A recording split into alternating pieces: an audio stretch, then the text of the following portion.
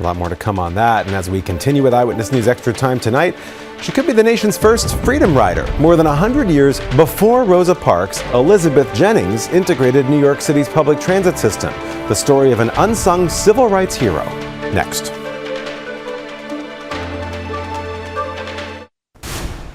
As Black History Month comes to a close, we wanted to shine a spotlight on an unsung hero, and it's a story that goes all the way back to July of 1854.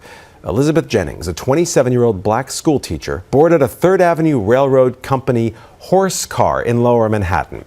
Soon after boarding, Jennings was ordered to get off the car and was told to wait for a car that served African-American passengers. She ignored the conductor's orders and resisted his attempts to remove her. Eventually, she was forced off, but she took her case to court and won. The Graham story is detailed in America's First Freedom Rider, Elizabeth Jennings, Chester Arthur, and the Early Fight for Civil Rights by historian Jerry Mike Arenda. Jerry joins us now live. Jerry, thanks for joining us. Yeah, thanks, Josh. Great to be here. Well, it's great to have you, and it's great to close out Black History Month with a story like this. You know, as everyone's heard the story of Rosa Parks, but this is something that many people haven't heard. Why is that? Well, I think because she's just not all that well known, and her family, basically, all the relatives died off early, so it was kind of lost in a lot of history that came after. Right after this, the Civil War starts. Then we have the whole golden age of Gilded Age in New York City, and then World War I. So this kind of gets buried along with a lot of history in New York City, because let's face it, we're always tearing things down and rebuilding New York City, so it's always something new, right? Right, and yet it's such a historic place. Tell me a little bit about Ms. Jennings. Well, she was a New York City school teacher, an early feminist, a civil rights advocate, and I would say a rebel woman. And when she wins her case, Frederick Douglass writes, the reason she wins is because she's from good old New York stock. And that New York stock comes from her family. It starts with her father, who was the first African-American to receive a U.S. patent. He was a tailor. He invents an early version of dry cleaning, and he uses his money to help abolitionist causes. He's very integral in the end of trying to end slavery in New York State in 1827. Her mothers and sisters were members of a literary society that helped raise funds to free slaves. Her abolitionist brothers were up in Boston, and they worked on anti-slavery causes with Frederick Douglass and William Nell, who were well-known abolitionists.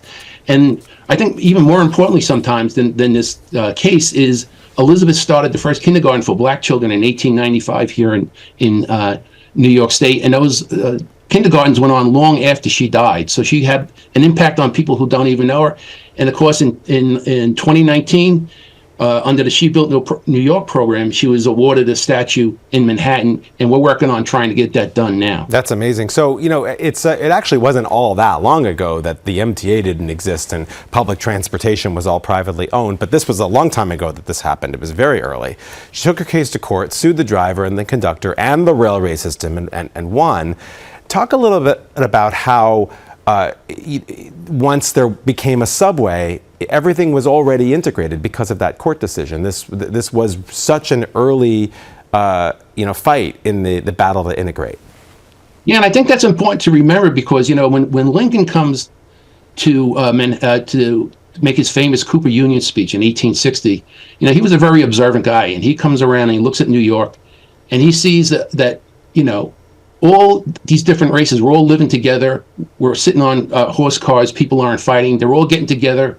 They're all almost like the one house that he's going to talk about. So I think that really is important that it happened so early. And the thing is, though, that case was by far not a given that she would win it. New York was a very conservative state back then, and nobody had won their cases. And a lot of famous abolitionists and black leaders were also thrown off of things. I'll just give you a couple of examples. Sojourner Truth, Harriet Tubman, Frederick Douglass himself, the Reverend W.C. Pennington, and David Ruggles were all thrown off and sued railroad companies, and they all lost. So why would Elizabeth, this little-known school teacher, come up against a powerful 3rd Avenue Railroad, which in 1854 made more than $1 million off of the nickel fares? Wow. They seemed to own New York. So how could she possibly win that case? It's such an inspirational story of fighting against the system, and of course her lawyer was her 24-year-old lawyer went on to become president of the United States, Chester Arthur. So there's so much here.